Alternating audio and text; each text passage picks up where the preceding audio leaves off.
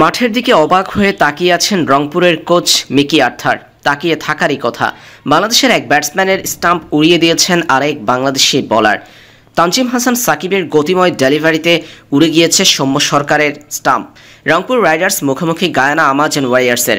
Guyana Amazon ওয়ারিয়ার্সের হয়ে নিজের প্রথম ওভার করতে এসে প্রতিপক্ষ ব্যাটার সৌম্য সরকারকে বোল্ড আউট করেছেন তানজিম হাসান সাকিব। তানজিম হাসান সাকিবের গতিময় ডেলিভারিটি সরাসরি হিট করেছে সৌম্য সরকারের স্টাম্পে, তাতেই ভেঙেছে স্টাম্প।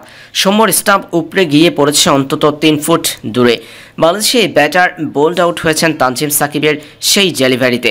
সৌম্যর স্টাম্প উড়িয়ে নিজের উইকেটের যাত্রা এই ম্যাচে শুরু করেছেন তানজিম হাসান সাকিব। এর আগের ম্যাচগুলোতেও চমৎকার বোলিংয়ের প্রদর্শনী দেখিয়েছেন এই তরুণ পেসার।